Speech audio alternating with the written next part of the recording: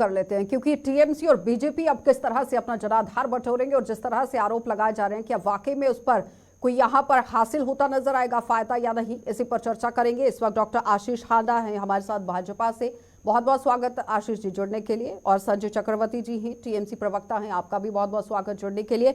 अनिल कुमार गर्ग हैं हमारे साथ, राजनीतिक विशेषज्ञ हैं, आपका भी बहुत बहुत स्वागत अनिल जी जुड़ने के लिए। सबसे पहले तो अनिल जी मैं आप ही के पास आऊंगी। जिस तरह से ये पूरा कश्मकश का माहौल संदेश खाली के अंदर बना हुआ है, क्या लगता है किस तरह से कितना फायदा किस पार्टी को? क्योंकि टीएमसी और बीजेपी तो आमने सामने देखी जा रही है और हुंकार रैली में भी लगातार ये बड़ा दावा जरूर किया जा रहा है कि बंगाल के अंदर सरकार बनाई जाएगी।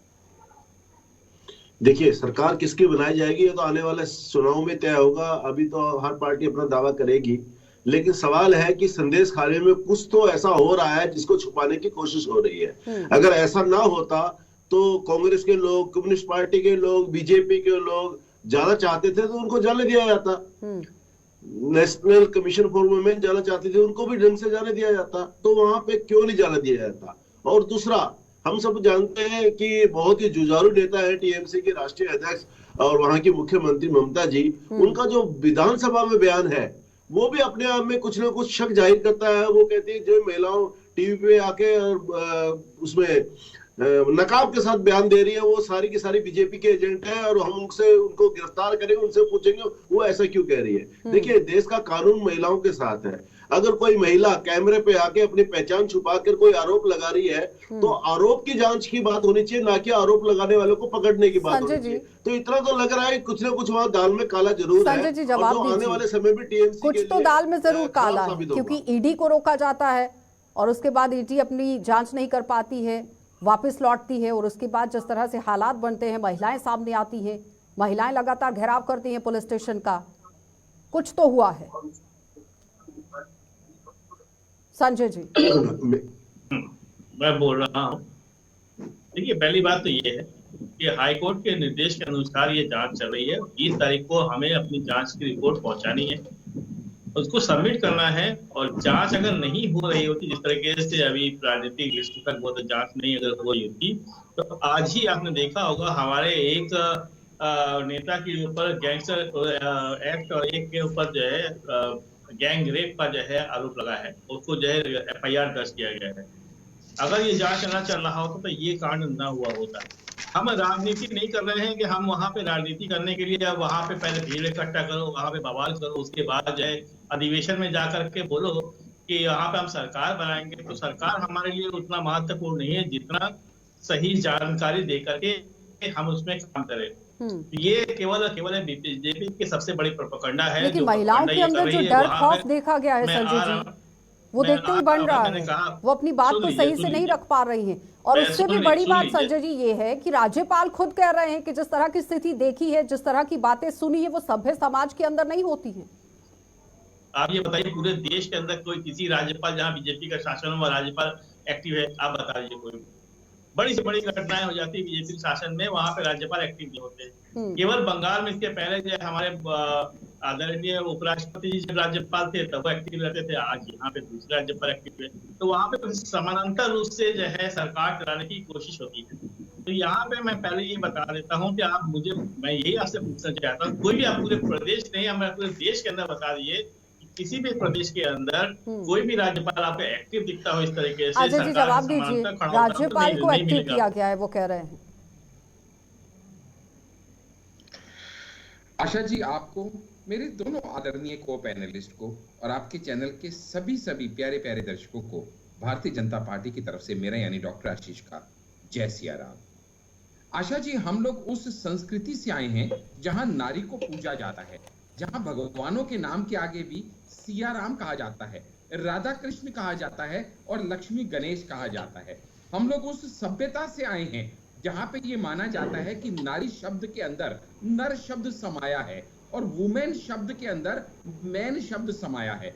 ऐसे सभ्य समाज के अंदर आते हुए, और तीसरा, मैं एक ऐसे राजनीतिक दल से आया हूं जहां पे नारी सम्मान और नारी उत्थान के लिए हम निरंतर प्रयत्नशील रहते हैं। चाहे कश्मीर से 370 हटा के महिलाओं को सम्मान देना हो, ट्रिपल तलाक हटा के मुस्लिम बहनों को न्याय दिलाना हो, वुमेन रिजर्वेशन बिल लाना हो, या फिर उनकी प्रेगनेंसी लीव को 12 वीक से 26 वीक करना हो।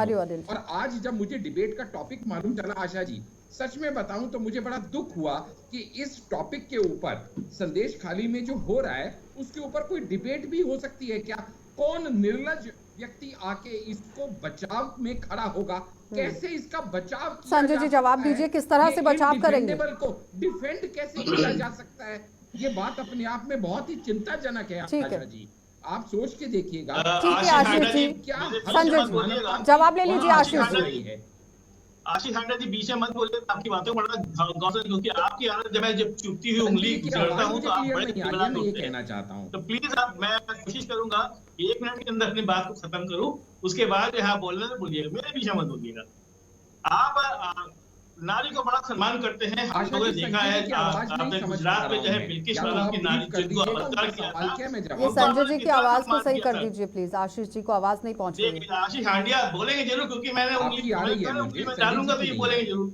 इनके मैं सुन रही हूँ आशीष जी, मैं आप तक आवाज पहुंचाऊंगी। पता नहीं कितने डिबेट किया हूँ, ये हमेशा होते हैं, इनकी आदत है बोलने की। ये बिल्किस बानो की जो है वहां पे जो 11 अपराधियों को जो है बाकायदा फूल माला पहना के मंच पे सजा करके ये नारी का सम्मान कर रहे थे। ये नारी का सम्मान कर रहे थे। सोनभद्र के जो विधायक थे, वो सोनभद्र के विधायक एक नाबालिग बिल्किस बानो को लेकर बात कर रहे हैं आशीष जी, जवाब दीजिए इस पर।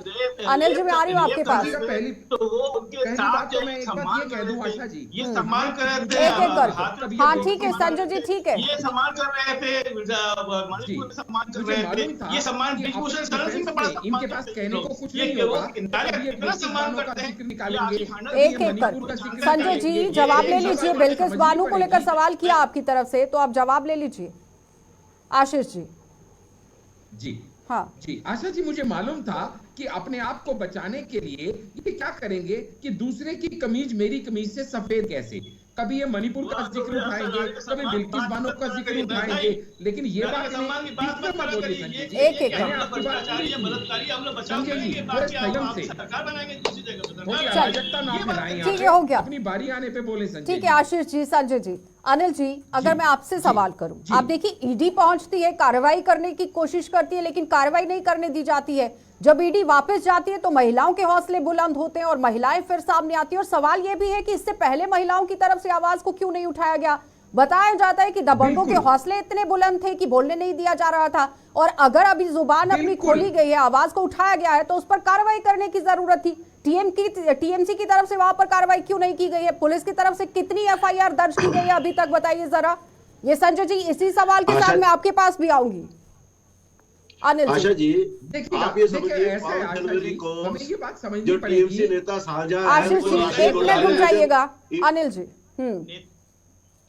मैं ये कह रहा हूं कि आप स्थिति को एक कल्पना करिए कि कैसी स्थिति होगी जब देश की एक बड़ी एजेंसी ईडी राशन घोटाले के लिए टीएमसी नेता शाहजहां शेख पर रेड करने गई, उनके घर पर संदेश खाली के आवास पर, उसको वहां तक पहुंचने नहीं किया, उस पर पत्थरबाजी कर दी गई और उसको वापस लौटना पड़ा। आप स्थिति की कल्पना करिए, ईडी जैसी सक्षम एजेंसी अगर किसी को रेड करने जाती है, वो पहुंच नहीं पाती, तो वहां पे स्थिति कैसे भयानक होगी।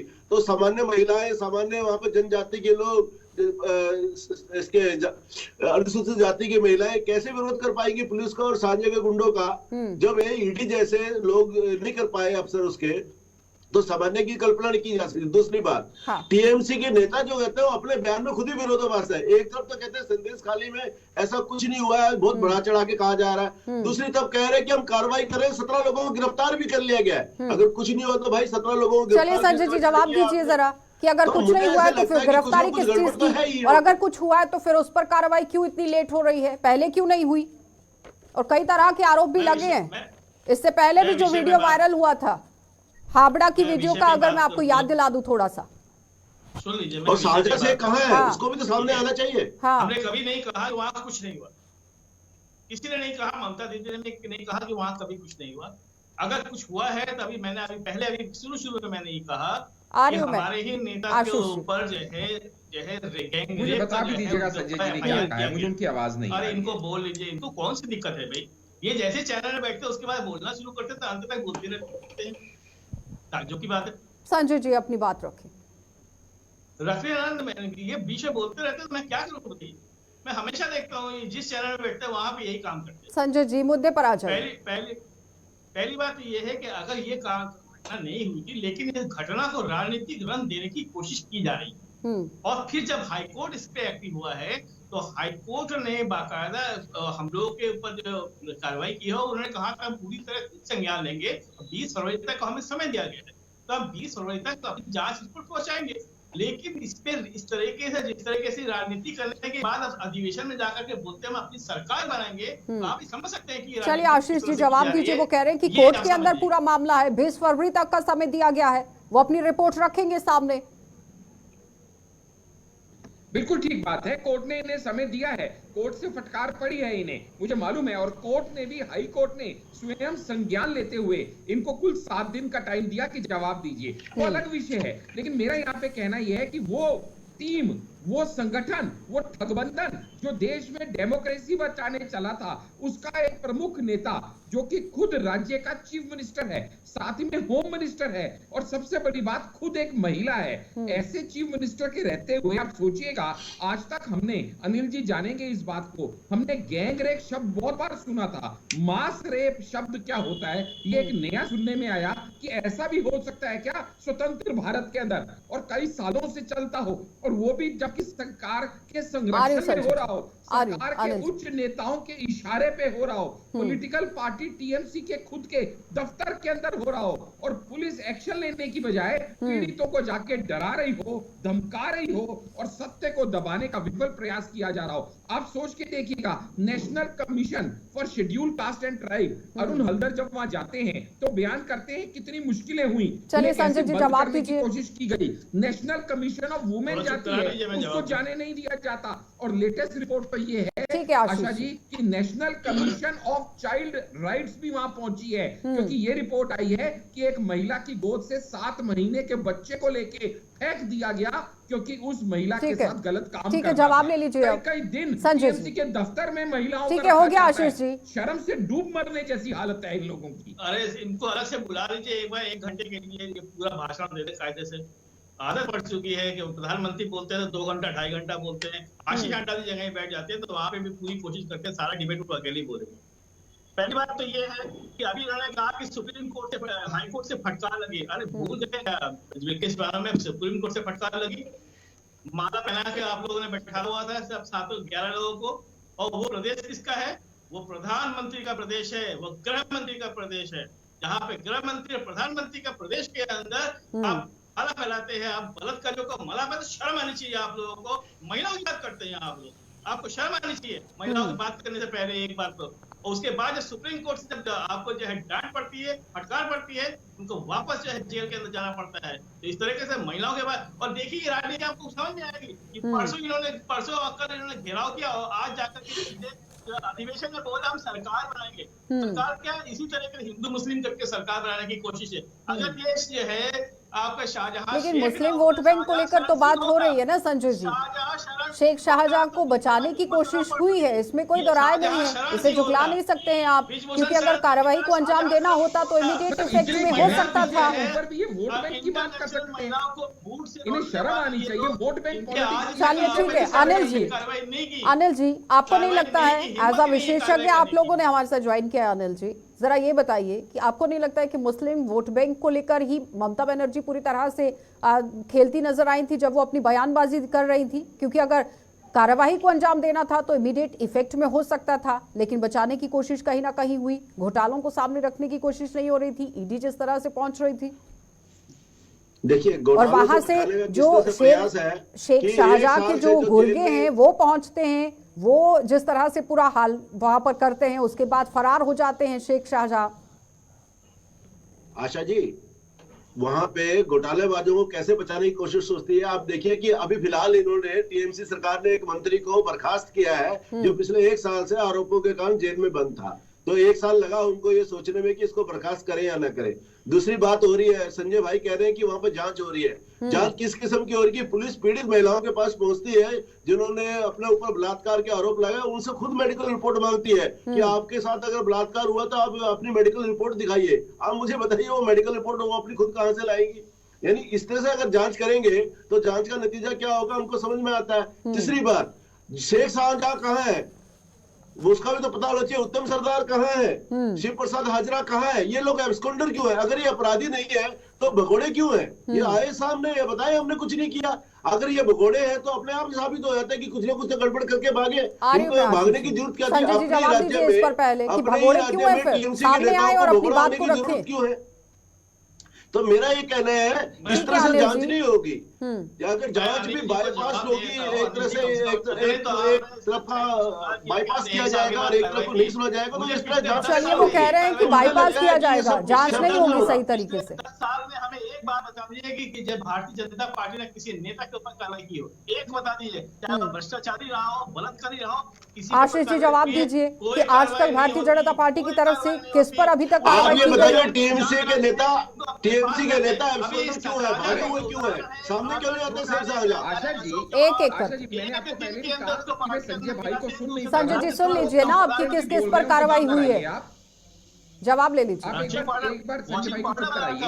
मैंने पहले भी नहीं ये कहा, आप छोटी सी बात समझिएगा कि आप ये नहीं समझने का प्रयास कर रहे हैं कि अब मैं अगर कहूं इनको कि मणिपुर में भी ऐसा हुआ, यहाँ भी ऐसा हुआ, वहां भी ऐसा हुआ, अरे बाबा इस केस की सीरियसनेस समझो। किसी एक महिला के साथ भी कुछ गलत हो जाए तो पूरी राजनीति, पूरा राज्य, पूरा देश हिल जाता है। निर्भया कांड में हमने देखा, यहाँ पे सैकड़ों महिलाएं शिकायत कर रही हैं, टीएमसी नेता के खिलाफ कर रही हैं, टीएमसी दफ्तर के बारे में कर रही हैं, और पुलिस का पूरा संरक्षण है, मालूम है। आप बताइए, जब बीजेपी के प्रदेश अध्यक्ष जाते हैं उनको 30 किलोमीटर पहले गेस्ट हाउस में रोक लिया जाता है, 3 किलोमीटर पहले नहीं, 30 किलोमीटर पहले। और जब वो जिद करते हैं कि मुझे वहां जाने दिया जाए, जो कि उनका नैतिक मौलिक अधिकार है। अरे संजय जी, कल 5 लोगों की टीम को भिजवाया गया था संदेश खाली, जिसमें कि अन्नपूर्णा की अगुवाई में वो पूरी टीम बनाई गई थी। आपने देखा कि वो किस तरह से धरने पर बैठ गई। तो ठीक है आशीष जी, जवाब दीजिएगा जरा संजय जी। क्या तकलीफ है? आशीष जी जैसे झूठे प्रवक्ता किस तरह से झूठ बोलते हैं। अभी मैं कल एक डिबेट कर रहा था,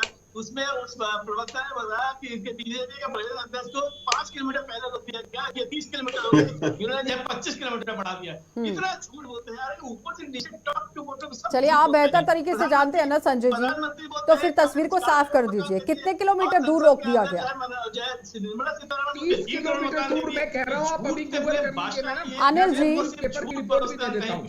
जी, कहीं ना कहीं संबंध को लेकर जिस तरह से बात हो रही थी कि ममता बनर्जी की करीबी हैं और मुस्लिम वोट बैंक का एक काफी तरीके से वहां पर जो एक दबदबा जरूर है जिसे मद्देनजर रखते हुए काम किया गया है, लेकिन इस तरह से कार्यवाही को लेट करना और महिलाओं पर ही बाद में कसीदे पड़ना कितना जायज है? ठीक है आशीष जी, सुन लीजिए ना पहले अनिल जी। वेस्ट बंगाल के लोग हाँ ये देश का दुर्भाग्य है कि देश की राजनीतिक पार्टियों ने, अधिकांश पार्टियों ने मुस्लिम अपीजमेंट को वोट बैंक की तरह मानते हुए इस पे काम किया। उन्होंने सारे ही लोग अपने हैं, सबके लिए काम करना चाहिए, इस विचार को त्याग करके ये मानते हुए कि हिंदू वोट डिवाइडेड है, वो लोग इन कास्ट में बटे हुए हैं और मुस्लिम वोट को अपीजमेंट करेंगे तो एक मुश्त वोट आएगा। और बहुत अरे संजय जी, इतने आरोप लगे थे, अभी तक कार्रवाई आप लोगों की तरफ से नहीं हुई थी, जिसमें बताया जा रहा था कि यहाँ पर घुसपैठियों की एंट्री करवाते थे, उसके बाद गरीबों की जमीनों को हथिया लेते थे,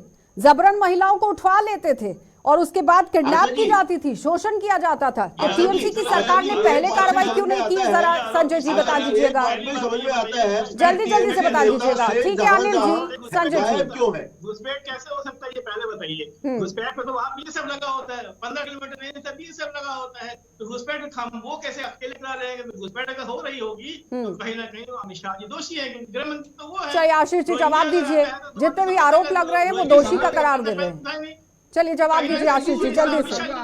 कि वहां का लॉ एंड ऑर्डर बिल्कुल चरमरा गया है, पुलिस अपराधियों को बचाने की कोशिश कर रही है। राज्यपाल की अगर कुल मिलाकर ये कहा जा सकता है अनिल जी कि वोट बैंक की राजनीति जरूर हो रही है टीएमसी के अंदर राज्यपाल हैं और साथ ही साथ पूरे पश्चिम बंगाल के अंदर। जो भी इनकी आशा जी इसमें कोई शक नहीं है, क्योंकि चुनाव, जनरल चुनाव सर पे है, 42 लोकसभा सीटें हैं, बड़ा चलिए बहुत बहुत धन्यवाद अनिल जी जुड़ने के लिए। आशीष जी आपका भी धन्यवाद, संजय जी आपका भी धन्यवाद। तो फिलहाल आपने देखा कि पश्चिम बंगाल के अंदर किस तरह से अब समीकरण बनता नजर आ रहा है, क्योंकि टीएमसी लगातार कार्रवाई करने की बड़ी बात कह रही है, लेकिन अभी तक कितनी कार्रवाई हुई है वो आपके सामने है। कोर्ट के दायरे के अंदर ये पूरा मामला चल रहा है, 20 फरवरी को ही सामने आएगा कि आखिर किस तरह से पिक्चर जो है वो क्लियर होती है। आप देखते रहिए कार्यक्रम।